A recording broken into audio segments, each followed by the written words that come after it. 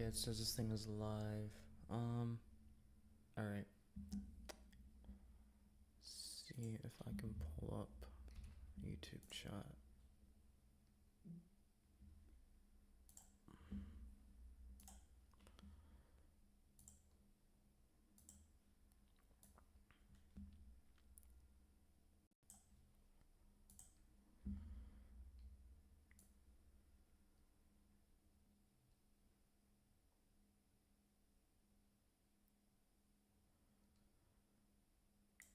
Okay.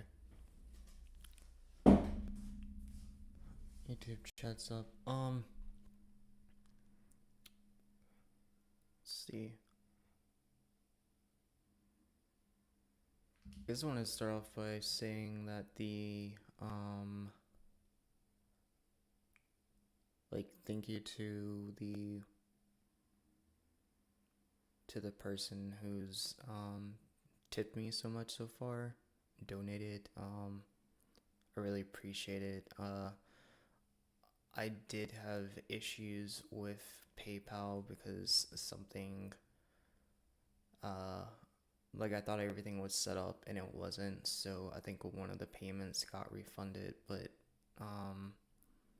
everything else has come through and everything is set up for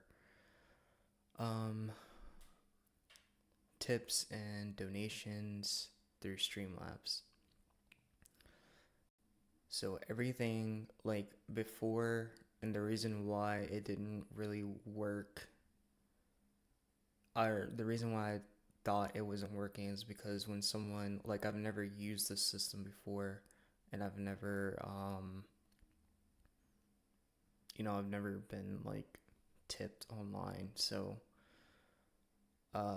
when the tips were coming through on PayPal, it would just say pending, pending, pending, and I looked it up and it was yeah, PayPal payments, or money received from PayPal normally takes 21 days, and it has to go through this processing thing. It gave me instructions on what to do for the orders and stuff. So I went ahead and I did that, and was still in pending. And then I was waiting for it because it said it would take, it was either 21 or 30 days or something for the payment to clear. So I was waiting for that. And on the 30th day of the first payment I had received, it said that this payment has been refunded because, what did it say? Because your PayPal is not verified. And I did everything to make sure that my PayPal was verified before I started setting any of this up. And it turns out that I needed to link a bank account to PayPal. So I went ahead and I did that. I thought I had a debit card on PayPal, and I thought that was enough. Because I thought my PayPal was already verified, because it said verify your phone number, verify your email address, and so I did all of that, and I thought I was good to go. But that's what it was. It was because I hadn't linked a bank account. So I went ahead and did that, and all the payments just came right through. So thank you to the person that's donated so far. That really did help me out in paying a bill that I really did need to pay for insurance. Anyway, so that's done, that's taken care of. And I'm guessing, I don't know, but I'm guessing any other donations that I receive in the future, they'll just come straight through. They should, because everything on PayPal is verified now, and it does say that things on PayPal, once you're set up and once you start receiving payments, or once you start receiving tips or donations, it comes straight through. So I'll have to see for the future where that goes. But as far as I know, everything should just work. Um, so I went ahead and I readjusted the amount tipped because PayPal sent back the like $10 that was the first payment that I had received. So I just did that. I think I think maybe I've gotten the YouTube sub counter to work. I'm not entirely sure yet, but basically, I think it was how I was set up and signed in on like Streamlabs, and it wasn't working because there's like two different logins for YouTube and Twitch on Streamlabs. So I wasn't able to. I didn't see that before. I went ahead and I've corrected that. So hopefully this counter down below the Twitter handle will pick up new subs that come in, and hopefully it's like automated. Um. Anyway. Um. Let's see. Let's just get into this. I'm just trying something a little bit different today.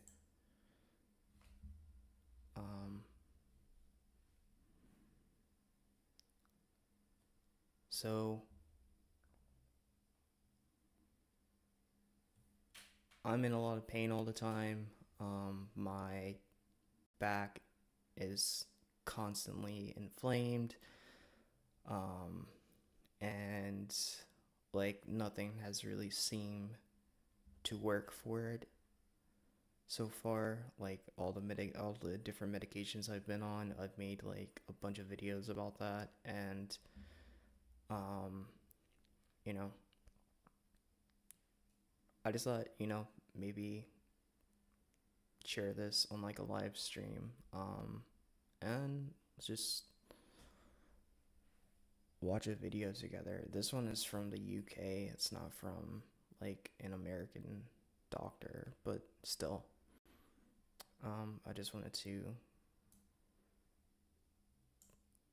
to watch it because everything that's like been found with me so far with like issues that I'm having has been like, oh, it's probably sciatic nerve. Even physical therapists have told me it's probably sciatic nerve because every single time they do any type of test on me, I do have an appointment coming up, but every time they do any type of test on me, they say that they find nothing physically wrong in my body, and they say everything is like structurally fine, which, if it's that, then good. If it's structurally fine. They haven't found any type of diseases. They haven't found any type of cancers so far. Within like, I don't know, probably a year of having tests done and running back and forth to doctors. So, I don't know what they're gonna find in the appointment coming up. Hopefully I'm able to get like more answers, but so far it's just been, yeah, you probably just have sciatic nerve, and I've looked up like stretches for sciatic nerve. I looked up medications that help nerve pain, and I've been taking so many different medications, and nothing has really like helped with that. But anyway, let's just get into the video. Every now and then, we need a chance to escape from our studies. Whether you do that by busting a move on the dance floor, or taking a hike in the countryside to convene with nature, you need those leg muscles. Today, we're going to talk about one of the nerves that innervate the muscles of the lower limb, which is the sciatic nerve, and its branches. Before we begin, I'd like to give you a quick overview of what we're going to talk about in this tutorial. First of all, we're going to discuss the origin and location of the sciatic nerve. Then we'll take a look at the branches of the sciatic nerve and some other nerves of the sacral plexus. Okay. Lastly, we'll conclude our tutorial with some clinical notes about sciatica. Okay, let's get started with the origin and location of the sciatic nerve. The sciatic nerve originates from the sacral plexus, which we can see here highlighted in green. The sacral plexus is formed by the lumbosacral trunk, which consists of contributions from spinal nerves L4 and L5, as well as the spinal nerves S1, 2, 3, and 4. Here we can see S1 highlighted in green, and below it we can see S2, followed by S3, and finally S4. Like, this area is where I have most of my pain at, also in like lower back area, and that's what they're saying. It's like it's probably that nerve that's going down. Now we can see the But it's sciatic funny nerve because I in don't all have its much glory. pain in my leg It besides is my approximately ankle. 2 centimeters wide and is the longest and thickest nerve in the human body.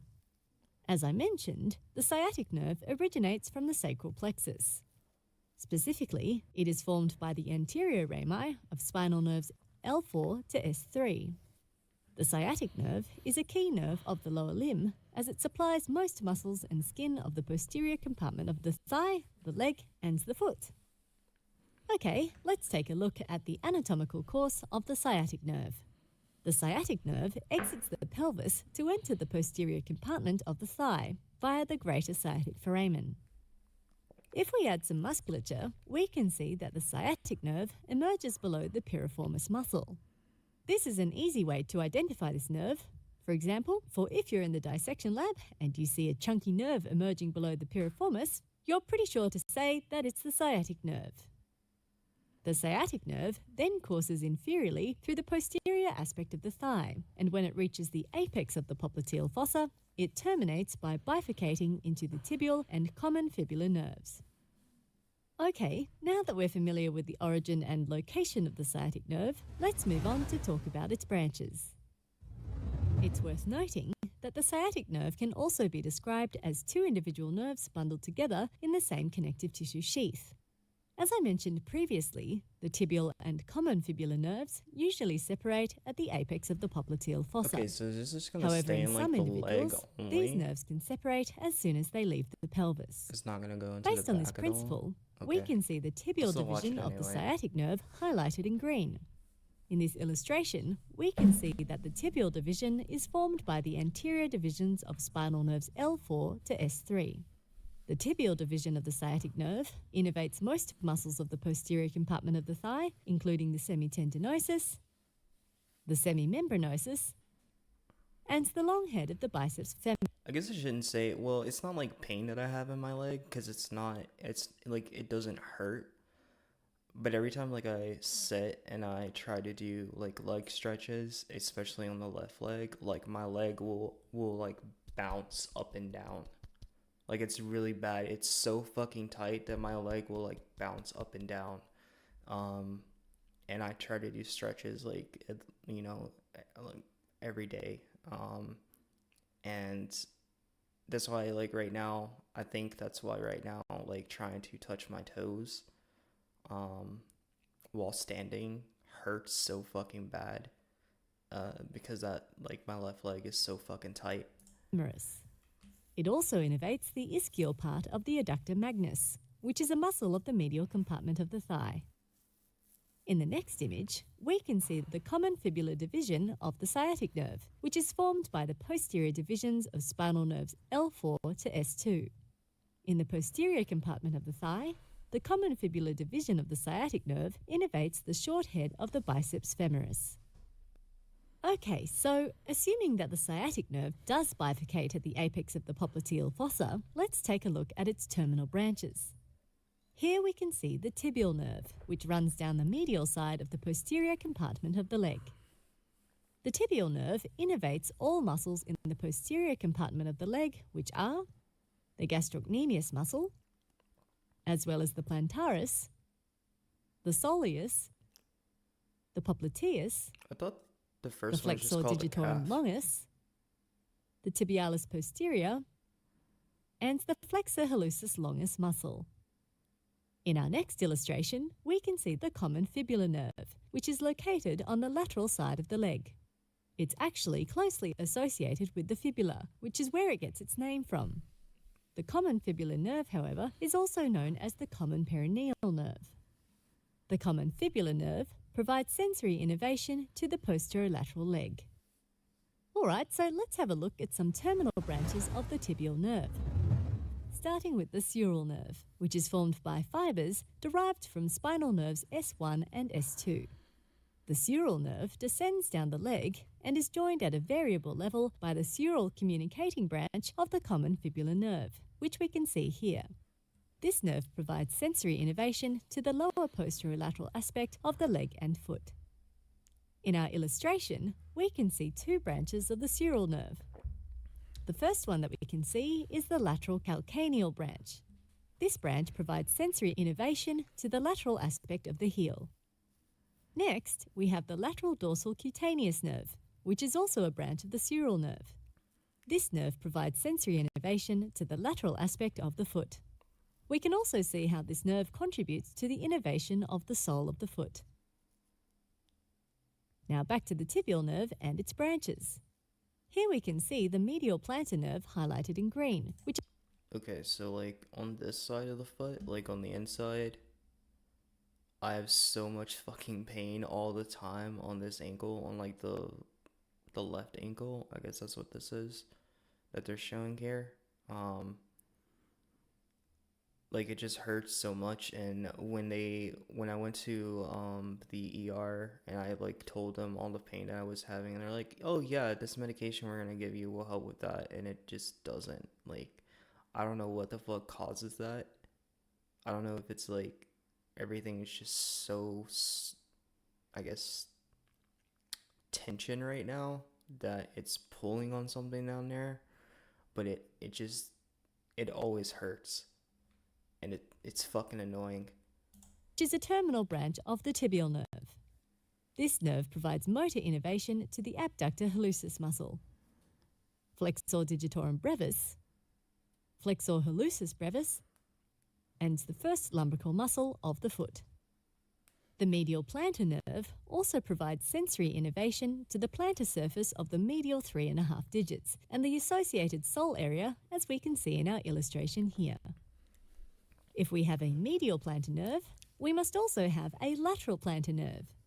This nerve is also a terminal branch of the tibial nerve and provides motor innervation to the abductor digiti minimi muscle, the flexor digiti minimi brevis, the interossei, the adductor hallucis, and the second to fourth lumbricals. It also provides sensory innervation to the plantar surface of the lateral 1.5 digits and the associated sole area.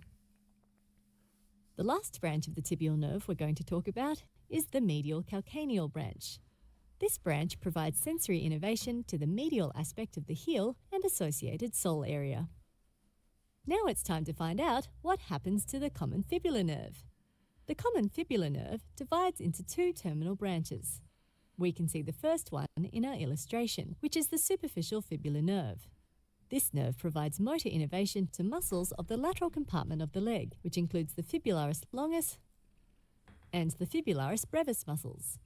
It also provides sensory innervation to the skin of the lower leg and the dorsum of the foot. We can't see the next branch in our featured illustration for this tutorial, but it wouldn't feel right not to talk about it. So here we have the deep fibular nerve.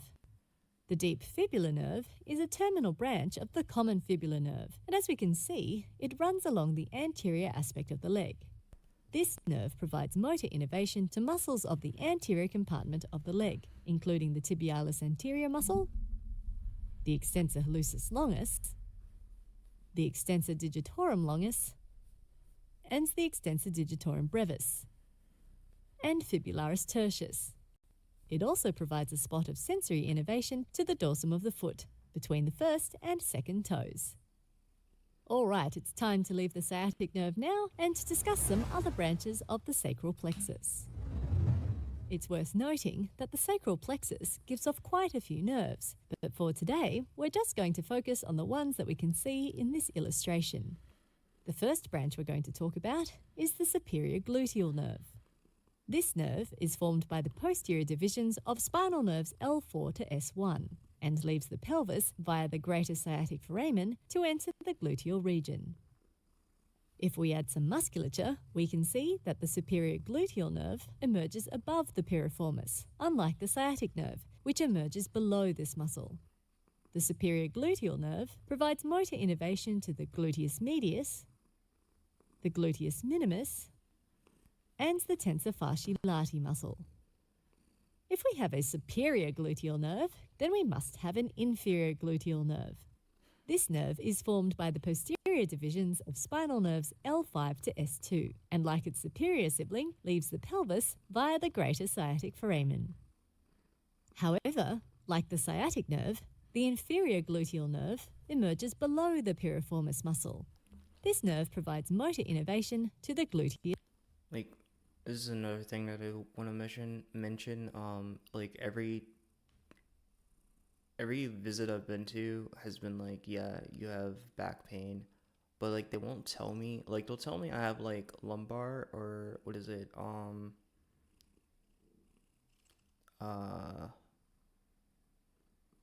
The like T portion of the spine. I can't remember exactly what it's called, but they'll be like, yeah, you have that pain, but they won't like mention like a vertebrae, and like I point to like a vertebrae on like my back. I'm like it hurts right here, and I have like a lump on like directly on my spine.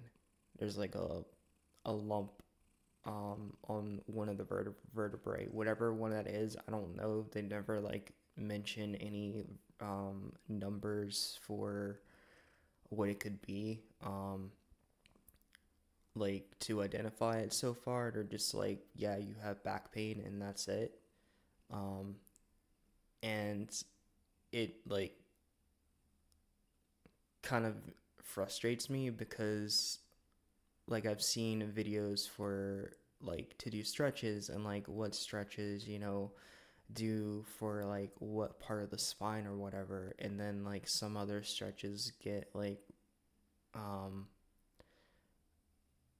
not going to say that it goes by like each vertebrae, but it will it targets like a specific area on my back, but my back is like hurts so much that pretty much from like the whole area from like middle to lower is always in pain, and then from like time to time like the upper part of my back around the spine area is also in pain. So I have like all that going on like around my spine area all throughout the day and night. It just doesn't stop, and it doesn't matter like what position that I'm laying in. And now that I'm like watching this, like they're just covering like pretty much the leg or the glutes, the legs, and the feet, and that's it. And yeah, I do have pain and tingling sensation down in my feet, but like how the fuck does this relate to what goes on in the back? Maximus muscle. The next branch of the sacral plexus we're going to talk about is the pudendal nerve, which is formed by the anterior divisions of spinal nerves S2 to S4. The root of the pudendal nerve is a little bit unusual. It leaves the pelvis via the greater sciatic foramen and then enters the perineum via the lesser sciatic foramen. This nerve gives rise to branches that innervates the external genitalia, the skin of the perineum, and the muscles of the perineum, which is this diamond-shaped region you can see here highlighted in green. The last nerve of the sacral plexus we're going to talk about is the posterior femoral cutaneous nerve, which is formed by the anterior divisions of spinal nerves S1 and S2 and the posterior divisions of spinal nerves S2 and S3. The posterior femoral cutaneous nerve leaves the pelvis via the greater sciatic foramen and courses down the posterior aspect of the thigh. It provides sensory innervation to the skin of the inferior half of the buttock, the skin of the perineum, and the skin of the posterior thigh and the proximal posterior leg. Interestingly, it supplies the greatest surface area out of all the cutaneous nerves. All right, now that we're familiar with the sciatic nerve and its branches, let's get clinical. In today's clinical notes, we're going to be talking about sciatica, which is irritation of the sciatic nerve due to rubbing or increased pressure. The most common causes of sciatica is lumbar disc herniation, which can place increased pressure on its spinal nerves, which form the sciatic nerve. Another cause is spinal stenosis, where the vertebral foramen and spaces between the vertebrae get smaller, pinching the spinal cord and the nerves around it. Sciatica can also be Okay. caused by tumours within the spine or a back injury. All right, Patients may that's fucking present scary. with pain, tingling, numbness, weakness in their buttock, the back of their legs, their feet, and even their toes. It's worth noting that sciatica only affects one side of the body. Sciatica will usually resolve itself in 4 to 6 weeks, but it can last longer. Symptoms can be managed with exercises and stretches as well as painkillers. Before we bring our tutorial to a close, let's quickly summarise what we've learnt today. We saw that the sciatic nerve originates from the sacral plexus, which is formed by the lumbosacral trunk and the spinal nerves S1. That's something that I asked them too. I was like, is like just different doctors that I visited. I'm like, can this be caused by like some sort of cancer or whatever?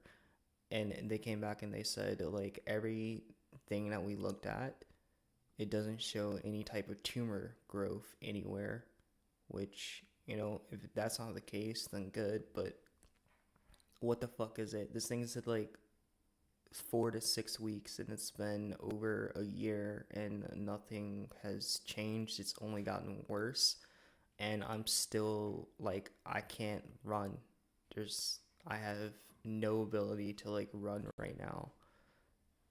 And I used to do that shit all the fucking time. I used to be so fucking athletic, and now I'm just, I don't know, like an old man or something. It doesn't make any sense to me.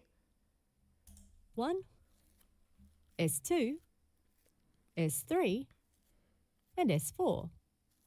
We then looked at the sciatic nerve and its anatomical course. We moved on to look at the branches of the sciatic nerve, starting with the divisions, which are the tibial division of the sciatic nerve and the common fibular division of the sciatic nerve. At the apex of the popliteal fossa, the sciatic nerve bifurcates into the tibial nerve and the common fibular nerve. The tibial nerve has several branches, including the sural nerve, which gives rise to the lateral calcaneal branch, and the lateral dorsal cutaneous nerve. The tibial nerve also gives rise to the medial plantar nerve, the lateral plantar nerve, and the medial calcaneal branch, whereas the common fibular nerve divides into 2 branches, the superficial fibular nerve and the deep fibular nerve.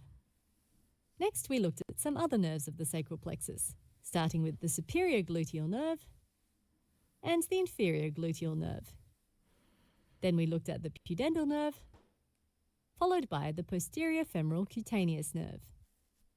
We then concluded our tutorial with some clinical notes about sciatica. And that brings us to the end of our tutorial on the sciatic nerve and its branches. Okay. Alright.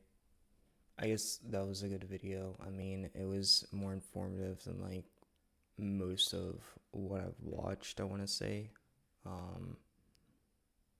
Besides like doing stretches and shit. I kind of wish it went more into like the spine. But that's the thing, like every time I look up something for like sciatic nerve pain and I try to find something for spine, except for one thing, and I haven't been able to find that on like YouTube or like any, like I think it was on WebMD or something, and it was like, it looks really fucking painful. Let me see if I can pull it up real quick. Open new window.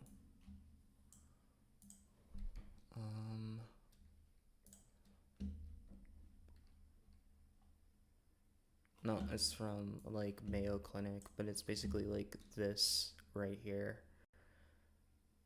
where it shows the lower vertebrae. What does that say? Yeah, compressed spinal nerve, which I mean, I probably do have compression in my spine. And I think something else they said was that I had, the fuck was it? Um, Degenerative, like disc disease. So, like, my spinal disc are deteriorating, um, over time, which I don't know if that just happens with age. I did look it up, like I tried to ask them, and I also like did my own research on it, and it was like, some of this just comes from age, but they weren't like, it's like severe or like, uh it's not like happening at like a fast pace, so maybe it's just because I'm getting older. But I mean, from like the left side of my back where like everything is pulling from, like, I want to say that that matches kind of what I feel, but it's like higher. It's like around this area. And that's what I don't understand, is like everything around the area where I feel pain at, I go and I look it up, and it's you know, like the only thing that makes sense is like maybe, I guess, a herniated disc or something.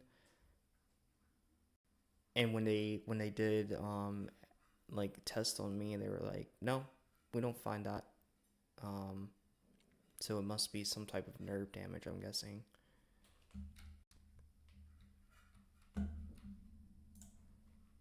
Okay. Um, see, the other video I wanted to look at was, yeah, this is something else that they did. They started me on like anti-anxiety and depression meds, which I do have anxiety and depression, but um, uh, besides a few years ago, like I was never on any medication for it. But they were like, yeah, try taking this because this can help with back pain. So far, I haven't felt any relief from it. Anyway, let's see what they say. Hi, I'm Dr. John Shim, and today I want to talk about a very uncomfortable subject for many of you. It's about depression and its relationship to back and neck pain. Right now, it's the holiday season, and many are preparing for traditions including family gatherings, gift exchanges, and parties. The hidden truth is it's a very stressful time of year. Pressures of cost, expectation, and emotion can actually cause depression. The feeling of depression is often hidden during this time, but can be expressed through frustration, difficulty sleeping, changes in eating habits, and increased heart rates and blood pressure. Unfortunately for those with neck and back pain, it can also make it worse or precipitate an episode. As we already know, there's a very direct relationship between chronic pain and depression. Both can trigger each other. For those who have chronic pain, I often recommend they see their primary care doctor and discuss use of medications, including antidepressants. There should no longer be a stigma about this treatment in our society, but still some cultures frown on those who seek help. As a physician, I say we must encourage our friends and families to get evaluated if there are concerns. Other ways to prevent stresses from triggering more pain and more depression include the same common sense things we have discussed over and over again. Get your exercise. You feel better. They're actually a release of endorphins, those chemicals that make you feel better. Keep your weight down. Even though it's obvious, we still let ourselves go during the holidays. Weigh yourself every day. Track and trend. Avoid situations that increase your stress emotionally, physically, and financially. Again, an obvious recommendation, but as many will say, difficult to execute. Stay engaged in your favorite activity or hobby. That's something else I can't do. I can't fucking paint. Like painting, I love to paint, but painting, it's so fucking painful for me right now. I did a Hollow Knight painting not too long back, just to see if I could, you know, if that's something else that I could do. Well, I don't, I can't really work on much physically. But my back was in so much pain through that, and I'm like, I cannot sit here and do another one because it's just excruciating for me to like have my arm elevated for so long, or even if I sit down to like lean over and actually reach out. I guess it's like the motion of like going back and forth so much with from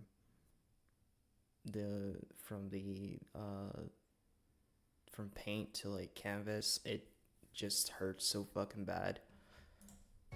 Stopping the one or two things that you find fun can become a very vicious cycle. Sleep at the same time every day. Your body likes to keep a rhythm, it regulates you. Avoid excessive alcohol consumption. Paradoxically, alcohol makes you sleep less effectively. If you feel overwhelmed by stress, sadness, and despair, get help from a physician. While family and friends may mean well, sometimes their advice may be the exact opposite of what you really need. I'm Dr. John Shem.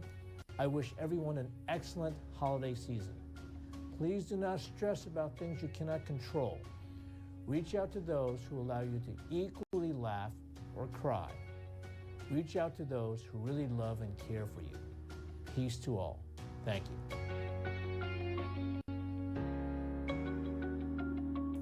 Okay. I thought maybe it was going to go into like some medical science about how depression meds help back pain, but it didn't. All right. It's still decent advice though. Let's see. I can probably... I don't know if stream is gonna stop. If stream stops, I'm sorry. But I'm gonna try that. Okay. On the next thing. I wanted to look up like how the storm affected North Carolina, because it was just a tropical storm, but it's like I don't live in any of these areas, but there was like a lot of fucking water throughout that whole thing, and there, surprisingly, like, this is so fucking weird because throughout the whole storm there were high winds. There wasn't a lot of lightning, but it was just high winds and rain. Never lost power, never lost internet. Today it was clear, not windy, no storms, nothing. Lost power for like 5 hours for whatever reason. Been making that trek northward throughout the day from Myrtle Beach. What are you seeing? Yeah, good morning, guys. Unfortunately, we are seeing more spots where creeks are just swelling right out of their banks and flooding roads. We are in Long Creek, North Carolina. Behind me, you can see this is Scott Road and Riley's Creek. Clearly, it has swelled right out of its banks, flooding Scott Road here at least 1 to 2 feet deep. And police just left this scene, but they told us a driver did get stuck here earlier this morning trying to get through that high water. Thankfully, that driver is okay. But you could see heavy rain coming down yet again with these rain bands from Debbie, and we expect to see more of these flooding problems all throughout North Carolina today. Check out the video into AccuWeather this morning from our crews that just have this region blanketed, checking out the calls for help and the trouble spots. You can see just how deep the floodwaters here are in this part of Fayetteville, North Carolina. This spot right next to a highway ramp. It is unclear if a driver lost control and hydroplaned into here, or if they got stuck trying to get through high waters and the swift moving water pushed the vehicle into that spot. Still trying to get that figured out. That's it. People trying to get to work early this morning in Charlotte, they were just getting soaked by the rain. AccuWeather is forecasting 4 to 8 inches of rain in the Queen City, and people there are being told to prepare for the possibility of serious flash flooding. Now, Debbie has spun up multiple destructive tornadoes just in the past 24 hours. The roof was ripped off of this home over in Harrells, North Carolina, actually not far from where we are. And a lot of trees have come down from the tornadoes that have been spitting up embedded in these rain bands from Debbie. So again, guys, more rain coming down here in this part of North Carolina in Long Creek. We're seeing more roads, unfortunately, flooded. And this is exactly why we're telling people we've got a serious risk here. A lot of people we've been speaking with at the beach in Charleston and Myrtle Beach, again, they were saying their vacation was spoiled. They're trying to make the best of it. But as AccuWeather expert meteorologists have been warning for days, some of the biggest impacts we're expecting are going to be far from the coast, well inland, because of all of the rain Debbie is bringing to the Carolinas before it makes that trek toward the northeast.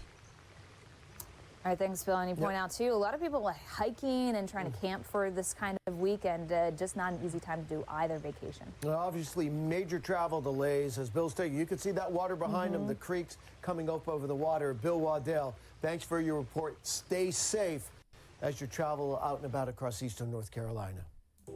Okay. Well, I was definitely lucky. None of that shit happened around me. Not that I know of anyway, or that I've seen like in the news or anything. I think in like a city, maybe like 2 cities away from me, there was flooding, like a ton of flooding. But other than that, I didn't see anything like that bad. I hope those people are able to like recover some, like get a new roof for their house or whatever. That shit is horrifying. Okay.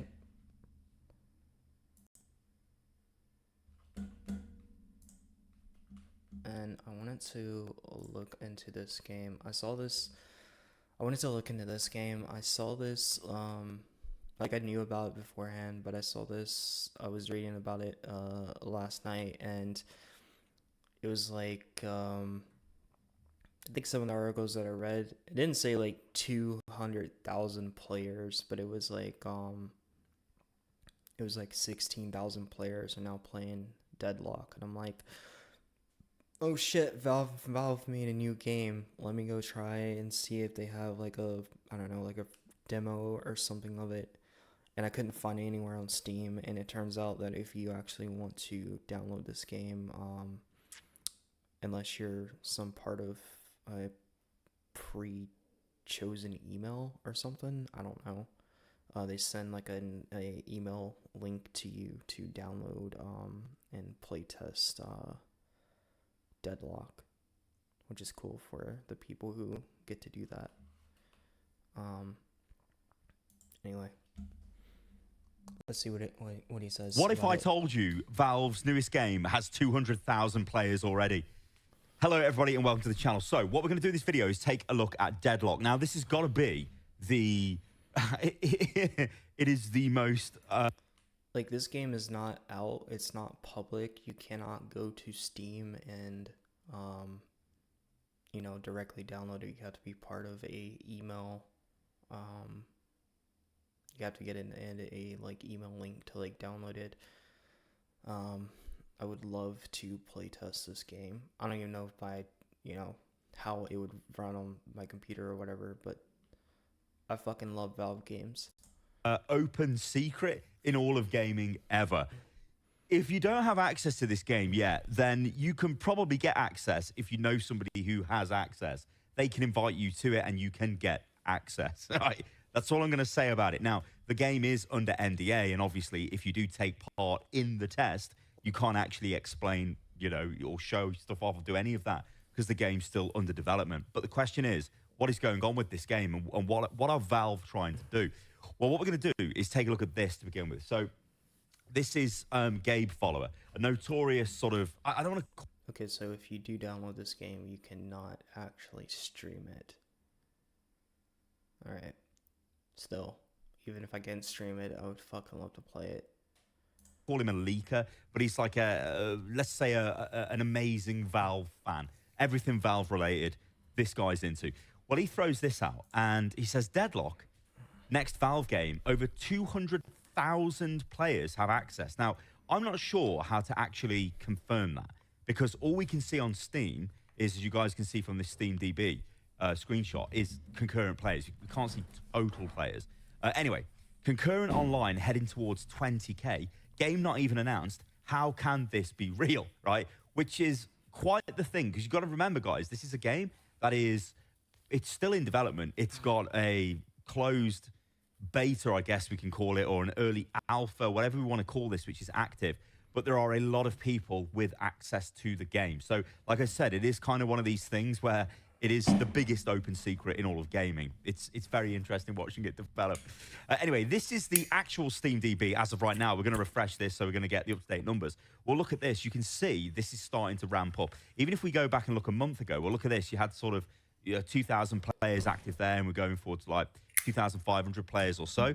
And then suddenly we see at the start of August, it's like that's when they started to, I guess, ramp up access to the game, and there's a lot more concurrent players. And obviously this peaked here at 16,947, which was yesterday, 21 hours ago. Will this go higher? Probably, because it seems to be going higher as the days go on, as more people get access to the game now.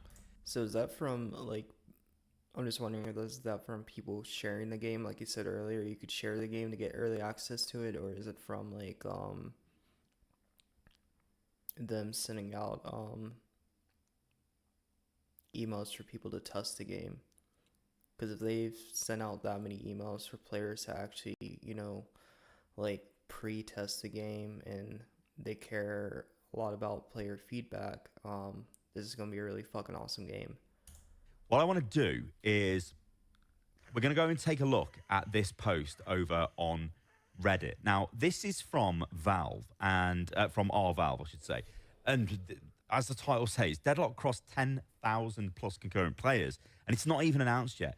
It might as well be an open beta at this point, which, yeah, I think it kind of is. I think personally what's happening, and I think it's kind of clever from Valve's perspective, is by not allowing content to be made on the game and not allowing people to, stream the game, make TikToks, YouTube videos, whatever, well, or I even guess that's talk about what they're doing and show what. Because if they do, then people would definitely make videos of it and stream it, and they don't want any of that like leaked. Show off what they're doing. It almost puts a lid on, I guess, unfinished stuff being out there, because you might say, oh, this is bad, this doesn't make any sense, but then it gets fixed a few weeks later, but then the videos are already out, they're already doing damage, the streams have already been made, the content creators have already sort of spoken, so to speak. So I think it's quite interesting, but it's a massive open test. I just realised I haven't got me with the light on. Let's turn that on. Is it broke? There we go.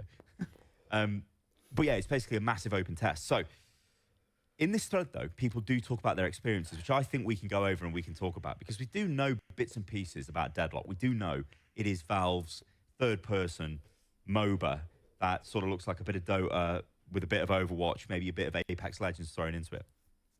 Now, what's the reaction? This is the big question. Okay. So let's just go through all of this. Legends. So, I don't play it, yeah, obviously this person's talking about it, blah, blah, blah. Up. This, though, is sort of, I guess, a little bit of a bit of a tip. If you do want to get access, you can go to Deadlock the Game on Reddit, and you can try and request. But as I say, you probably know somebody who knows somebody who's got access to this game. In fact, before we go through this thread, if we take a look at SteamDB, and if we go to the whole of SteamDB, and we take a look at most played games, it's actually quite interesting how fast this is coming up the list. So, I mean, we're obviously these have got like 30,000 players. We're only at like 16,000 at the moment.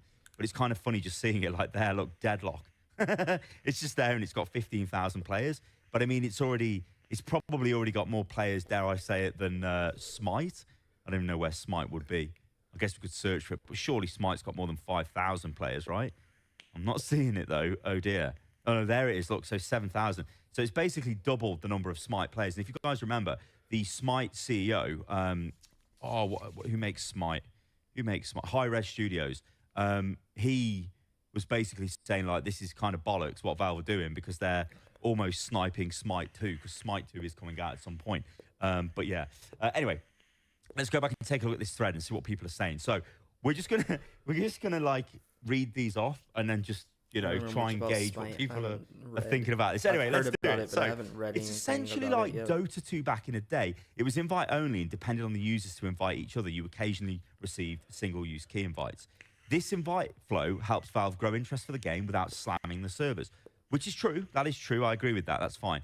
And like Valve are obviously, when you look at Valve and the way they develop games, they're a very different company to a lot of other companies. I mean, they've got obviously the revenue generation of Steam, but they're privately owned. And Valve pay their developers absolute top whack. They spend tons of money for their staff. because they want them to sort of be, the best in the game. They want them to be looked after. And obviously Valve's got a weird company structure as well, where there's no hierarchy. You can kind of just work on whatever you like. So if you like the idea of something, you can go over and work on that. But it's not all roses, right? Valve doesn't always make games that work. Look at Artifact, right? Look at Underlords.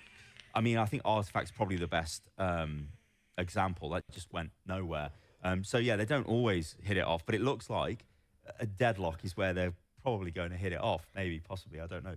I couldn't possibly comment. Anyway, I guess it's actually fun then, or is that unintentional cope by me? And this user says, it's actually really fun. I was a doubter before I started playing last night, but Valve might actually be onto something here. Same, I was a skeptic, but the gameplay absolutely converted me. I've only played for about an hour, and I think this is the first MOBA I've played, but I'm pretty happy with how it plays so far. It's kind of a lot at first, and I'm sure Valve will tweak the UI, so there's not so much in your face 100% of the time. But regardless, it's still really fun, kind of like a third-person TF2. And then people saying, how the hell did you get invited? Which you just need to know somebody, and you can get invited. Despite me not being the intended audience for Deadlock and only playing against hard bots with a friend for an hour, it's really fun. It even has that Valve feel to it. While I won't be coming back for seconds, I can definitely see this becoming popular once it releases. So this person doesn't like it for some reason, but can see why it would be popular, but doesn't really elaborate. So yeah. Anyway, core gameplay is already fun, but again, it's an alpha state, so players should not expect polish. I've already put in over 100 hours. So this to me is what's going to be quite interesting, because there's people out there who've had access to. Also good on Valve for not being lazy and just doing what so many other developers do. Put out a game in alpha, charge, I don't know, early access for like $80 or whatever, or $100 because it's early access, and then forget about it. I think them doing what they're doing, getting people to talk about the game a lot without actually, no one who doesn't have access to the game can like see it, but it like builds anticipation and the want to play it for the people who can't see it yet. This game for a long time. I couldn't possibly comment on that. But they've had access to it for a long, long time, and they're going to be, whenever the game is, let's say, public, they're going to be going into this with, like, a lot of experience, shall we say. Especially maybe potentially, possibly certain esports players. I do wonder, though, if when they, like, release it, when they, like, release the full game, which is, I don't know how long down the road, but if they do, are they going to make it, like, TF2 or because I mean, I guess from like every Valve game that I paid for, but in like the past, I don't know, I'm gonna say in the past like 10 years or so, Valve has made a lot of their games free to play, and then they just throw in, like, hey, we have these cool skins, or we have these cool hats, or and they open up like a market for it. Like, I wonder if they're just gonna open this as free to play and have like a ton of market, or are they going to charge for it first and then do that later on? Anyway, I digress. Anyway, I've already put in over 100 hours. It's just enough MOBA to appeal to the MOBA players, but it simplifies things in a way where anyone can pick it up. It will take time to learn, but nowhere near as much as something like Dota. And this is the thing where I start thinking, you know what, actually, yeah. Because I look at my experience with Dota. I've got 70 hours in Dota. I've got more hours in other games. Why don't I play Dota? Now, you know what? I played a shitload of League of Legends. I played League when it first came out, right? I actually remember at the time getting my friends to play it, and they were like, what is this? It's free. You don't have to pay it. It don't make no sense. What's going on? But we played Heroes and New Earth, and then we went into League. So I've got, like, I don't even know how many hours in League, but this was like, I mean, it's over 10 years ago now. It's got to be. I was just playing it all day, every day, non-stop, right? And then I got to a point where I just was like, no more League, no more MOBA, and then I left. I did try Dota 2 throughout the years, but I could never get into it. It was impenetrable, too complicated. I didn't know what was happening. I didn't know about the items. I didn't know anything. So the news that this game is already converted, like this player, for example, because it's not as steep.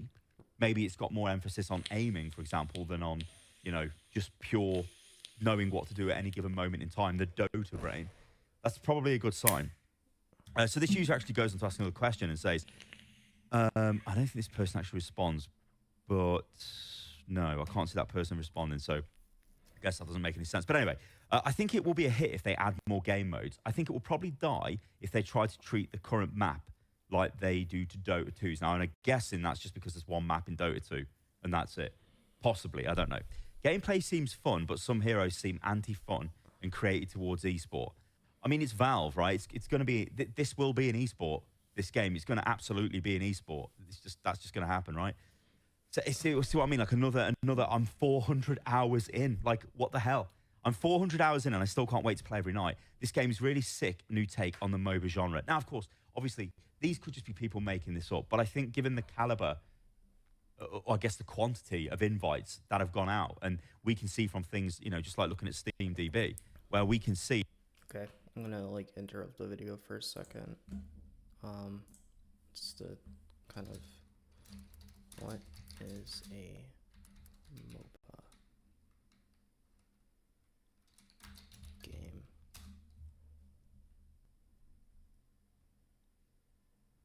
So, for those of you who don't know, MOBA is multi-online battle arena. So, kind of like what he was saying before, if you've probably seen advertisement for it at least, like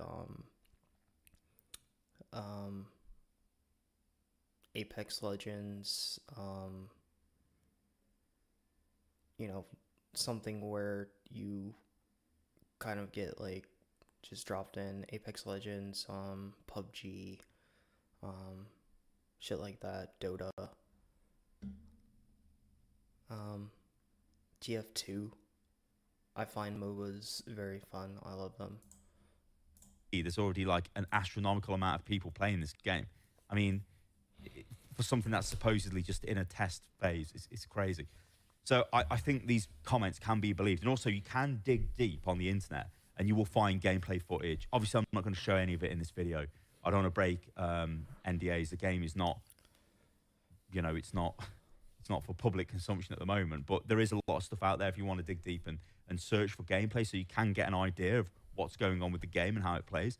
But yeah, this person says, MOBA fans seem to be enjoying it, but if you don't like MOBAs, it's not going to win you over. I've never had a good time with them, but after playing for a few hours the other night, it just feels to me like Team Fortress 2 or your class-based shooter of choice, but with all the fun over-designed out. Okay, valid point. It's curious how they don't even announce it yet, at least. Also, hopefully they don't let it turn into, like, TF2 is fun, but they said that they fixed it. I haven't played TF2 in a while, but they said that they fixed it, where, you know, a lot of people were cheating. CS2 has the same issue. A lot of people cheating. There's bots. So hopefully they run a system, and they keep it up through the life of the game where it doesn't, you know, get as bad as TF2 got. Yeah, it is true. Let's have a look. I was skeptical of this game myself since I played all variations of Paragons, and it looked like third-person MOBA doesn't work. Smite is not that popular too, but damn, Gaben is onto something. Game is super fun. Yeah, it's pretty fun, but I'll give it a month full after release until the cheaters take over. Yeah. Somebody even saying here, I'm pretty sure there's aimbots already. Again, I've got 40 hours in the game, and I've seen people not miss a single target. Ice Frog seems to really know what he's doing when it comes to balancing. My problem with Predecessor and all those other games is that they lean too heavily onto the skills and don't make use of the 3D environments as much. Meanwhile, this one actually emphasizes on movement and mechanical shooting skill too. Some of the greatest aimers I've ever played against were in TF2 and CSGO. So it's going to be really cool for those kind of people to come over and mix it up with the macro handling of a MOBA. Now, this is a really interesting comment, right? Because as much as people want to shit on Overwatch 2, and well, let's just say Overwatch, it does require a degree of like mechanical aim, which is not really equivalent to like a tac shooter, right? It's more like Quake in a lot of ways, right? It's like an arena shooter. And it looks to me like this game is similar to that. So you can see why there is a crossover there. But I think what's interesting about this comment is it almost puts forward the sort of hypothesis that this is a game that if you do like action-based games, you do like shooter games. I mean, it's a third-person shooter, but you do like shooters.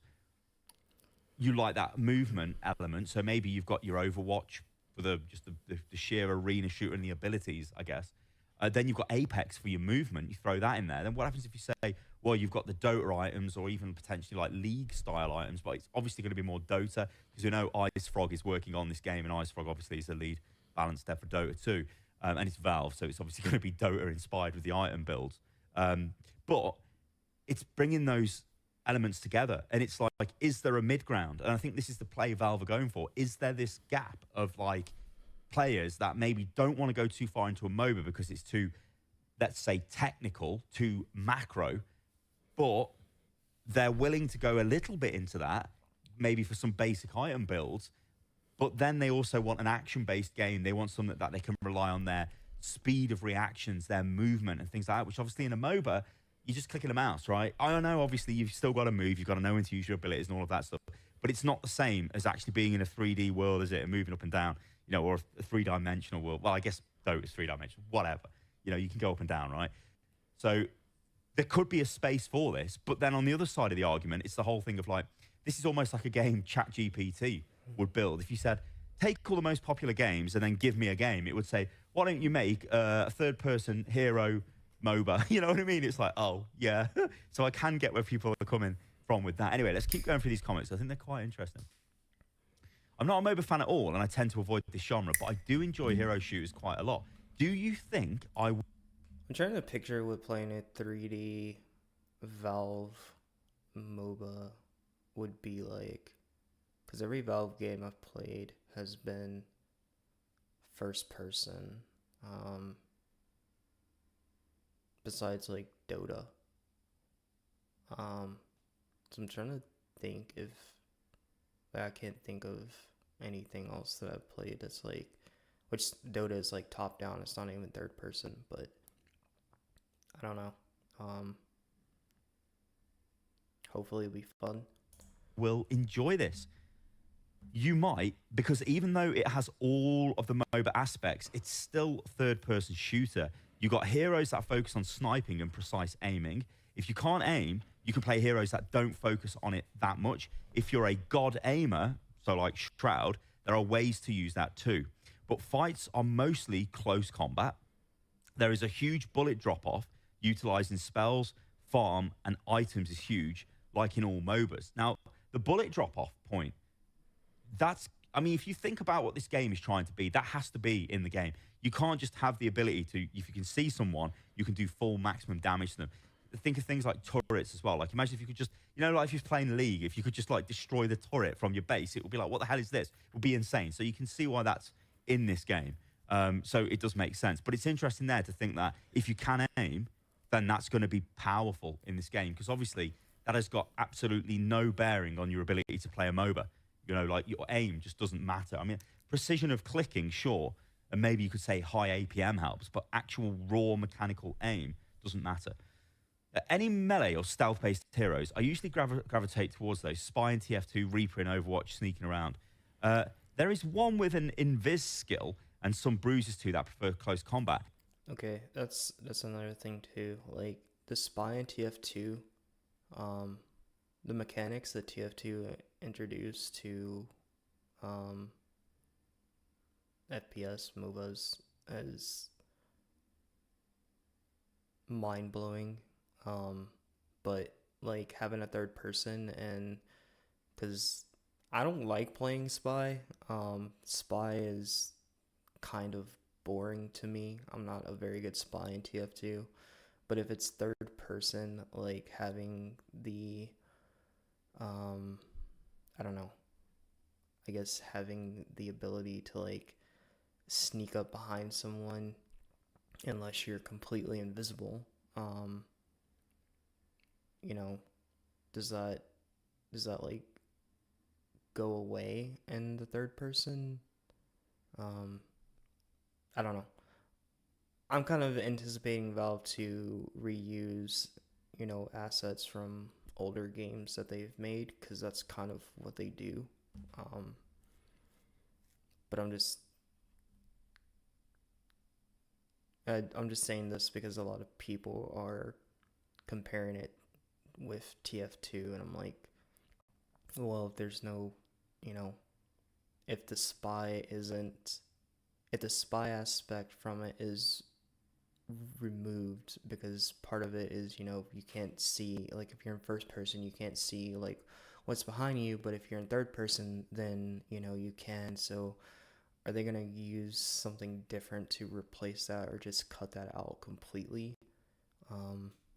If that's even how the game is, I have no clue. Any combat is more or less medium to close, since bullet drop-off is quite big. Yeah. There are definitely melee builds. One hero specifically has an awesome kit for melee. Been playing is almost exclusively because of it. Probably a fan of a very popular anime. Anyway, is it me, or is this just the exact opposite of how Valve handled Artifact's beta? Now, I know Artifact was announced, and it was announced at TI, and we'll get onto this in a second, because, in fact, well, let's do it now. I can't say we'll get onto it in a second when we can do it right now. But they announced this at one of the TIs, I think. But this is the next TI, so it's actually coming up, right? So 2024's TI is in September. The group stage is September the 4th to September the 5th. So this is like in a month. And it makes sense if you look back at this and you see this build-up here at the start of August, really ramping up the amount of players that potentially, come September, we're going to have like an open beta, or everybody has got access to the game in Steam, which would make sense. But anyway, going back to this is potentially where they would announce it. Not at the start of the event, but possibly at the end. So I guess September the 10th, or maybe September the 15th either, when the finals, before the finals kick off, that might be when they've got like a flashy trailer, they've got a blah, blah, blah, and then they show off essentially their new MOBA game. $1.6 million USD prize pool for tournament. Which would make sense. So that's probably where I would bet we get some sort of an announcement. If we don't, then again, I don't know. And it's Valve. We could just get an announcement literally today. Who even knows? I thought that was a tournament. But yeah, let's just carry on going through this thread to see what other people are saying. So this person gives a bit of a breakdown. It's fun, but it does need work, which it'll get since it's still quite a bit from release. I think it definitely needs balancing adjustment in the characters. I also feel the map is pointlessly big, but that's probably something that won't be changed. Though I wish there was a sprint button, maybe there is. The UI needs an adjustment, and the moment-to-moment gameplay is a bit much to take in with how it's portrayed, but the core is very good. And I don't doubt that it'll be very polished once it's released. And this user actually, I was trying to read that off while also reading this. How can I even do that? Anyway, there is a dash button with shift, and there is a sprint mechanism. I like the size of the map because there is so much mobility. Knowing how to move around the map becomes a skill. So again, that's the thing, right? You know, TF2 movement was a very, you know, it was a skill, right? If you could move well, we've all seen like incredible soldier players, rocket jumping and all that stuff. You were strong, right? So it looks like we're getting that in this, which is pretty interesting. And it will be one of those things, I think, where you can probably tell a good player from a bad player. Someone knows how to effectively move, which says you've got things like a dash button with shift, and there's a sprint mechanism. Maybe you can combo them together, but it'll just be one of those things where you'll see better players use the map better and move around quicker. In fact, this user even says that, yeah, definitely. My second match went much better as I learned to move around more efficiently. Yeah, so I think that goes without saying. It's really fun. People who were playing it before weren't lying. Yes, the game looks unfinished, but it's pretty fun. Another person asking about invites. Okay, I did not like everyone hating on the game when it came out. It's Valve.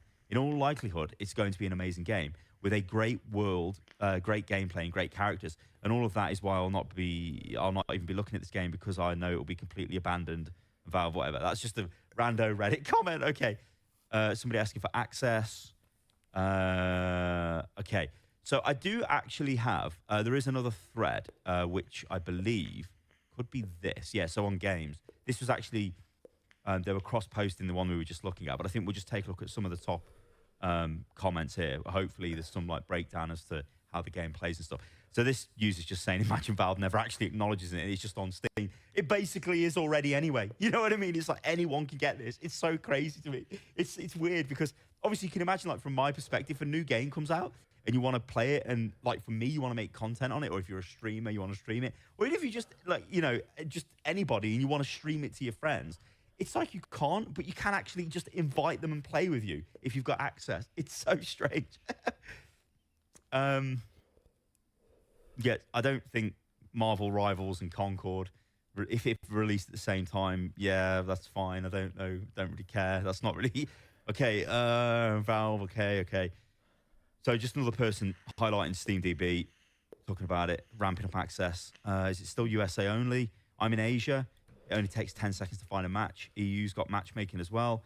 They've got NA, Europe, Asia, Oceania. So this is like, this must be getting really close to launch or announcement. I mean, like they're ramping up the users. They've got multiple servers all over the world. In a Valve game where it only takes 10 seconds to find a match. This user says it's very polished and far along, though a few characters are still in the process of a materials pass, and the environment has a handful of temp assets. Like, I did get a kick out of one character's temp lore blurb being just... You know, if it has like a lot of players and it's really good when it comes out, that's another thing that I hope that they do is work on matchmaking time. Because right now, I'm like, I haven't played CS2 in a while because I haven't been able to, but like CS2, even like playing a public game in TF2 takes over like 2 minutes for me to find a match. This guy is an asshole. I've been super impressed with the game so far. I'm curious how well a new MOBA in 2024, 2025 will do, though. So this user says, I think it's fun, but in no way would I say it's polished, not even close to polished by Valve standards. Okay, interesting. So Dota 2 in fall of 2011 was also full of first version temp unfinished stuff. That was also when they started ramping up invites for the first time. Dota 2 had its official launch in mid-2013, but it was pretty much finished by the end of 2012. Everybody who wanted to play was already playing, and the hero pool was finally in a good state. Now, Deadlock is probably in a similar state to Dota 2 in November 2011. Maybe a bit rougher, even though the invites are being handed out faster. It will probably also have a longer beta phase, but I guess people will mostly have access by the end of the year, then it releases in 2025. It's polished in the sense that the game is fully playable without noticeable bugs. And then someone says, that is not polished, that is working. Looking at gameplay, there are quite a few rough edges. Been playing this game every night for a week. It's super fun with friends. Team fights, late game, are crazy good and chaotic fun. I mean, that's Overwatch, right? So if that's true, that's Overwatch. So if you're an Overwatch fan, you look at this and think, holy shit, this is like, could this be Overwatch? I mean, when you think of Overwatch, you know, we were sort of led to believe by the devs that they were going to implement an item system for PvE. I even played like a very early version of that back in 2019 at BlizzCon. But like, you had the potential there for items that would affect the character's builds. It almost seems like this might be that if you want that. Because if team fights are crazy good and chaotic, you've got the Overwatch element, but then you've got the added element of item builds and all of that stuff coming in. Could be insane. MOBA shooter is a different genre in my opinion too. Plus, this is Valve, a massive company. I'm sure they also learned for Artifact. I mean, yeah, like this user says, no, MOBA shooter, I mean, Monday Night Combat, Super Monday Night Combat, Battleborn. You could even possibly throw Smite into that. I know Smite tech. I was excited for Artifact when they announced it, but I never did get into playing it.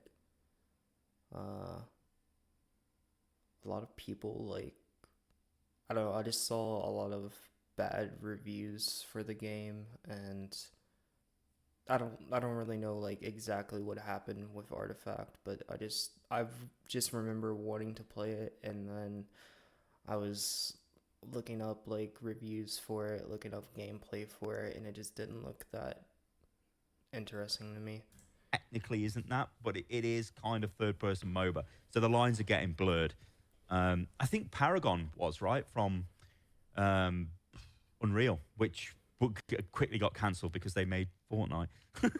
I actually did a brand deal for Paragon. That's why I remember it. Amazing. Anyway, we'll read one last comment off and then we'll leave it as that, because like I said, a lot of this can just sort of be people just posting shit, who knows. But it does seem like a lot of people have got access to this because, like I said, you can look at SteamDB and you're like, okay, there's a lot of people playing at the moment. Where were we?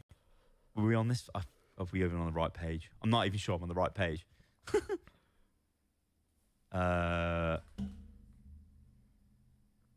Yeah, I think this was the one, right? They're all so similar. I think this is the one, though. Anyway, I'm really surprised they allow so many players in. This game is not even in the alpha stage, all features ready, and a lot in this game is still experimental. Even most models are still placeholders. Sure, Dota 2 also soft launch, unfinished, but the gameplay loop and art was ready, finished, just needed more heroes. This game feels like it still needs 1 to 2 years. Oh, hang on. This person says, hang on, what's this?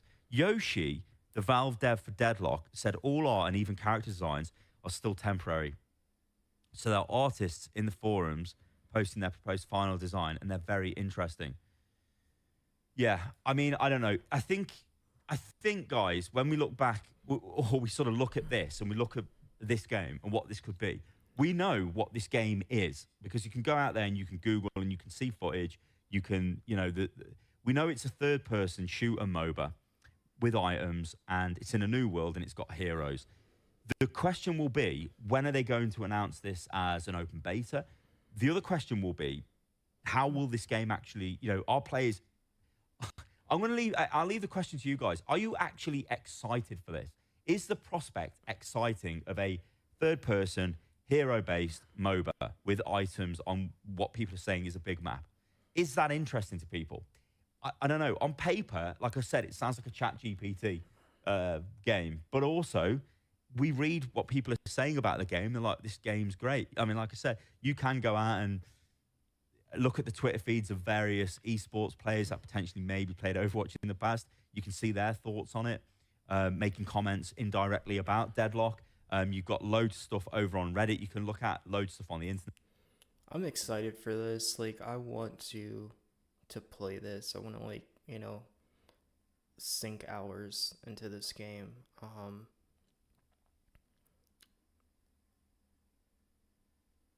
But at the same time, don't want, you know, it's like all this hype. I don't want to be excited for something and then have them just drop it for whatever reason. But I've read a lot of articles saying that they're working on a new Half-Life game that it's not, or they... let me rephrase that. They may be working on a new Half-Life game that's not going to be in VR, which I'm excited for. I don't like VR games that much, but you know, if that's what they're doing, then I mean, I guess kind of like TF2 came along with Half-Life, so you know, maybe this will come along with the next Half-Life game if they are working on one and they're serious about releasing it and caring for it, because everyone knows that they don't have to. Like, they make money fucking hand over fist. They don't, you know, they don't have to like release games to make money anymore. But if this is what, you know, they're going for, then fuck yeah, I'm like excited to like play this game. Hopefully I'll be able to. And if you want to dig deeper, you can find more stuff. But it's very interesting. I think for me, it's interesting to see a game launch almost like this, because really this game has launched. I mean, like I said, this is like 17,000 people basically playing it right now. Yeah, this is it's more than most games on Steam. You know what I mean? It's like the people are playing this game. So I don't know. It's going to be interesting stuff. All right, guys, thank you for watching the video. Okay. So that's it for that. I just wanted to like look into what's going on with this game, because I spent There was a time last night when I was like trying to find this game on Steam, and I was like, why can't I find it? Why can't I find it? And it's because it's like email only, which when I guess it's a good marketing tactic for the game, like get people to know about the game, and then don't have them have it to where they can't access the game, and then they want to play the game more. Like, that's a good marketing tactic. I just hope that they follow through with things and they actually care about it for long term. And it, like, I love TF2, but I just hope that it doesn't over time end up having bots and cheaters ruining the game. Like, that was supposedly fixed, I guess, but they need to like make a system to where their multiplayer games don't have that issue. Even if they're old games, I feel like they shouldn't, like, I feel like that just because a game is like old, it doesn't have the excuse for it to be for it to have cheaters in it. Like, you have a live cheaters and bots in it because you have a live update system. It's on your platform. Making the changes to that should be easy, I guess, from my standpoint. I don't know. Anyway, let's see. Let me stop that there. Go. Okay. All right. So, I'm gonna switch things up a little bit. I'm gonna play something on Nintendo, and it'd just be nice to have a break from Baldur's Gate 3 for a day or so, because I've been like grinding that game so much. Let me see if I can turn on my Switch. Okay.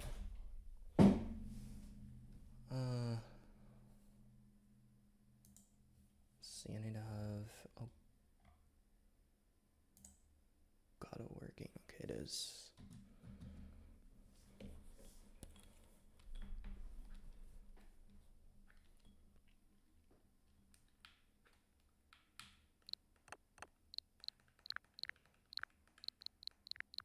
Okay.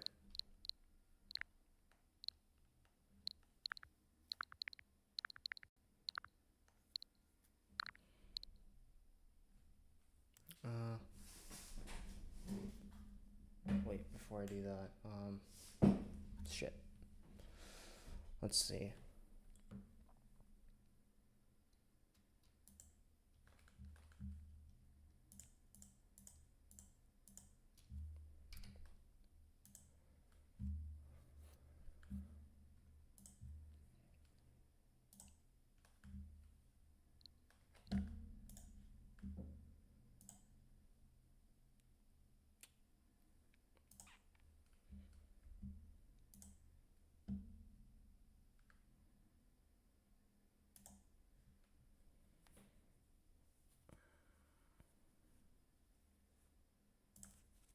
Let me change this at least.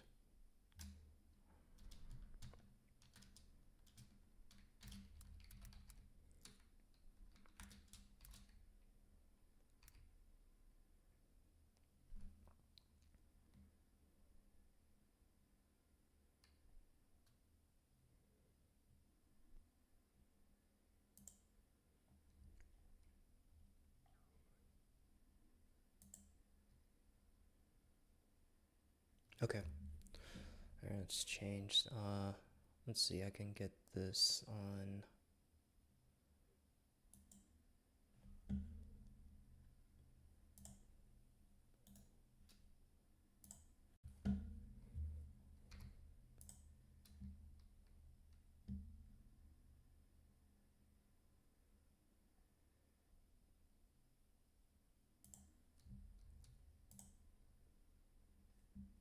Okay. Alright, that's still up. That's good. I'm gonna play Mario Lost Levels. Cause why not?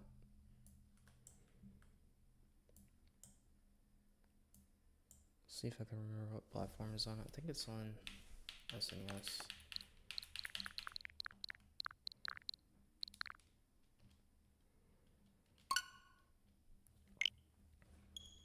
I don't know how far I'll get, but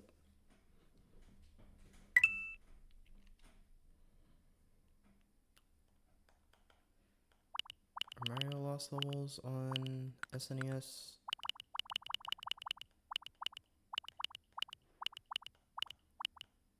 Or is that on regular Nintendo? I think that's on regular Nintendo. Wait, it's here.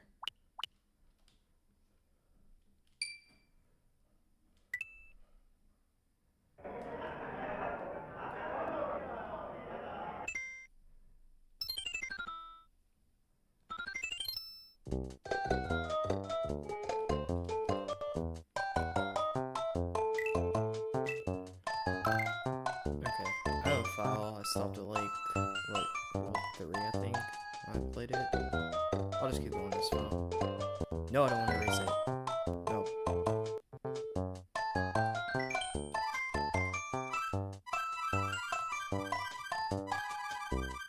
Start? Okay.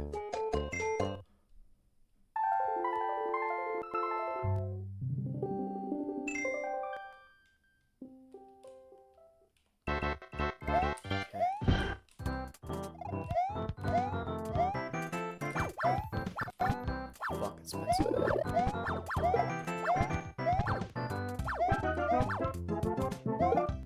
Do I run? Okay, I run like that. Alright.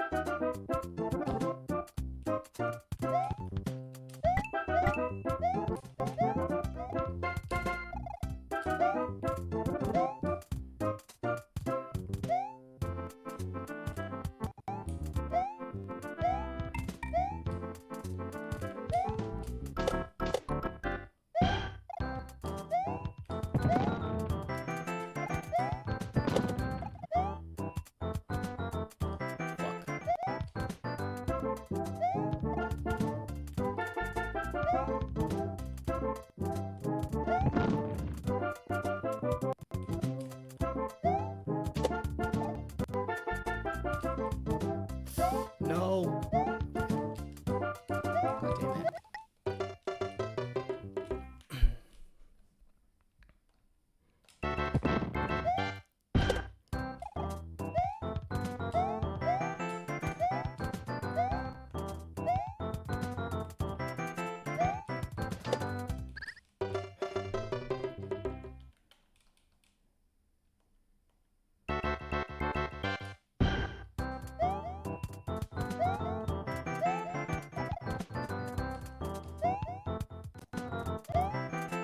No, fucking bullet.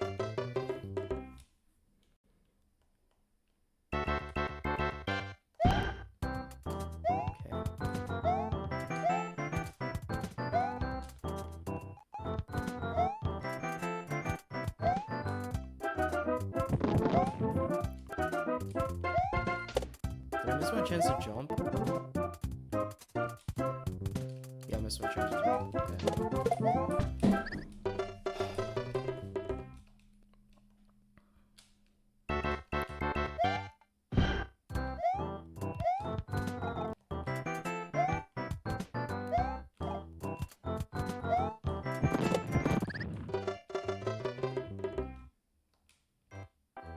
Does it make you restart entirely?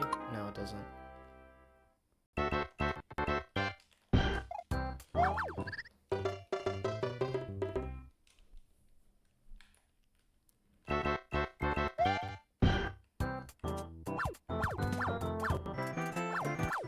Hammer Bros. I used to be so fucking good at dodging Hammer Bros. Okay,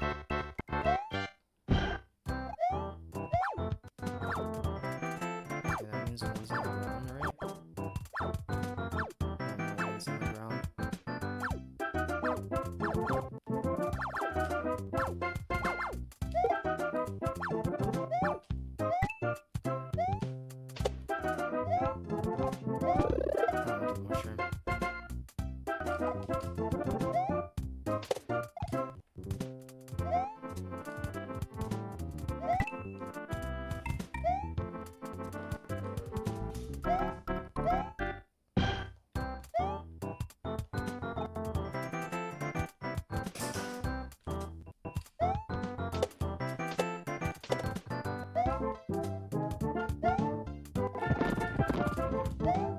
Shit.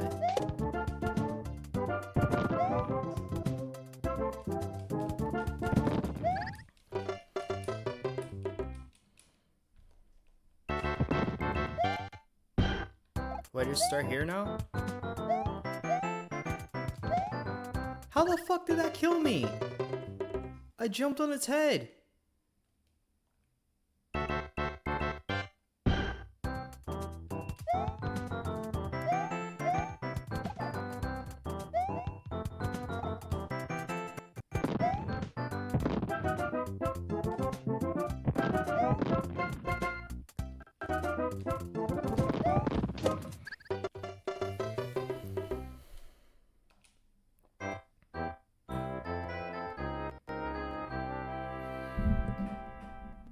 Alright, I will take this time to say, if you're enjoying the stream, please follow if you're watching on Twitch, subscribe if you're watching on YouTube, hit the like button. Also, there's a link on YouTube to donate, tip me, support the stream, and there's a button down below on Twitch to tip the stream. That's basically the only way I'm able to make income right now because of my injury. Anyway. Back to dying.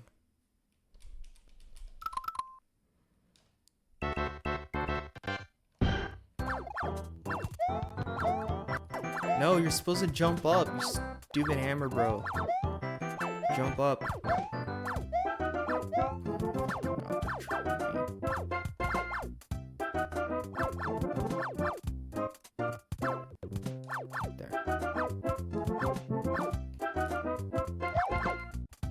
What is this? Is this a mushroom? No.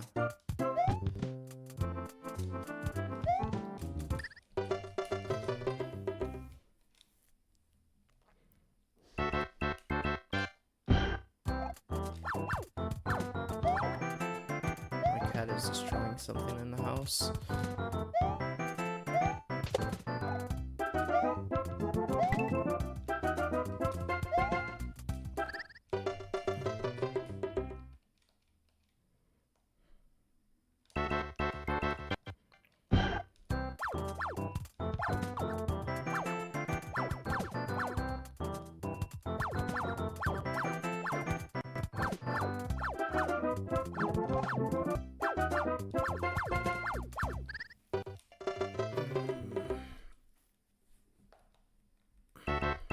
Why did I stop at World 3 last time? I should have kept going. I had such a nice run.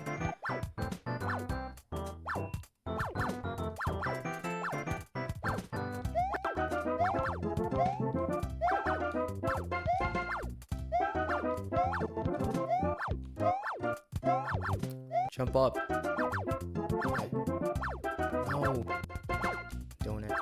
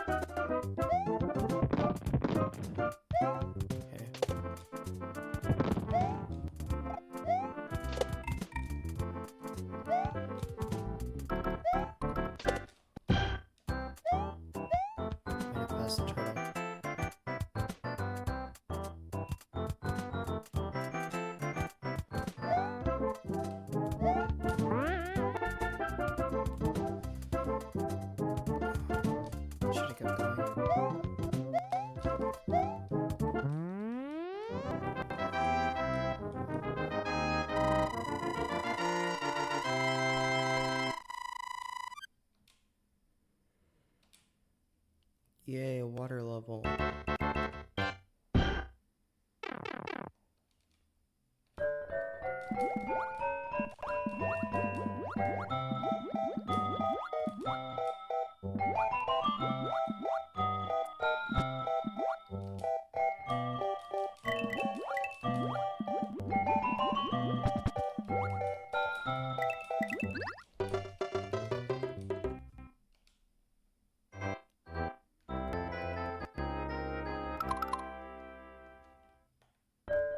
Save and continue.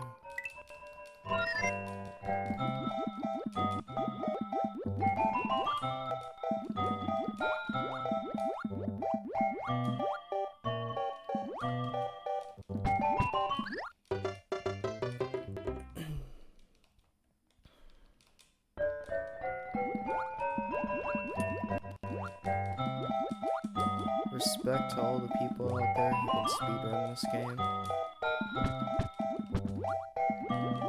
Fuck me.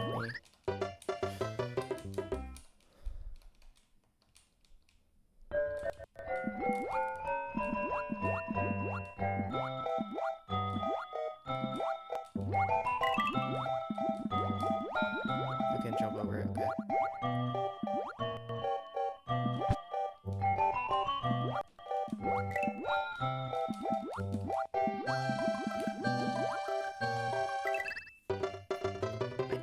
I jumped on the turtle, what the fuck?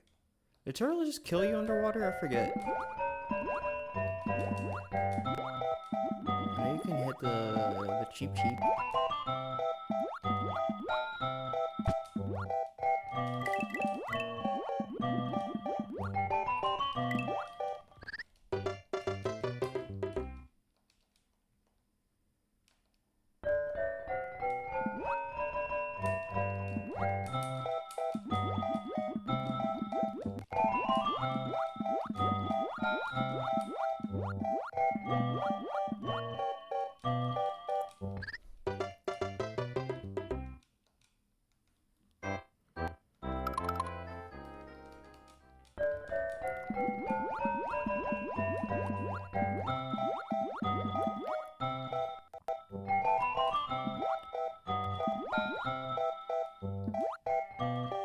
Okay, you cannot hit the cheap shoot, never mind.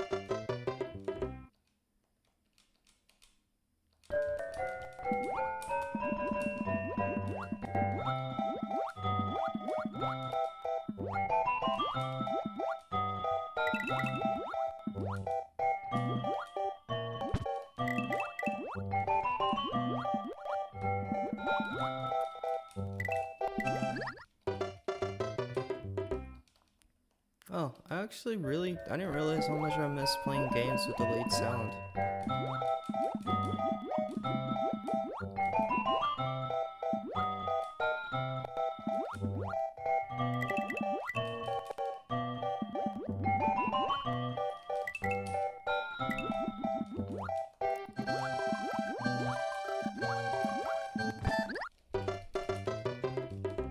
Fucking cheap.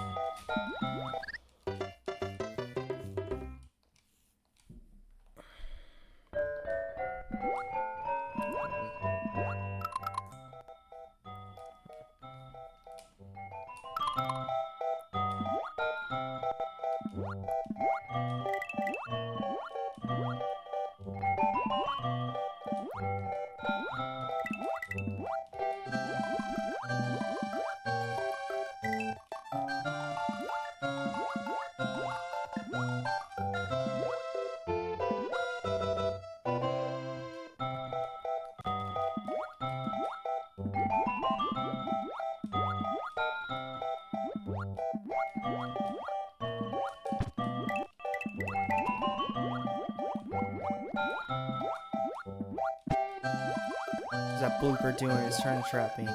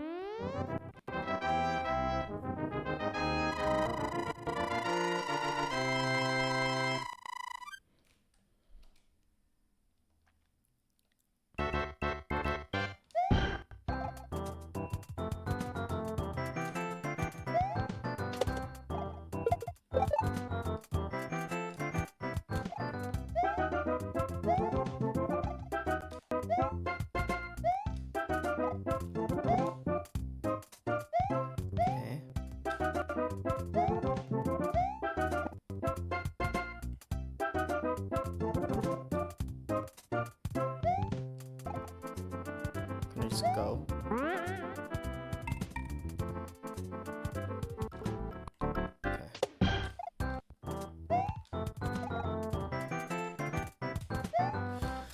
No, you fucking piranha plant. God damn it.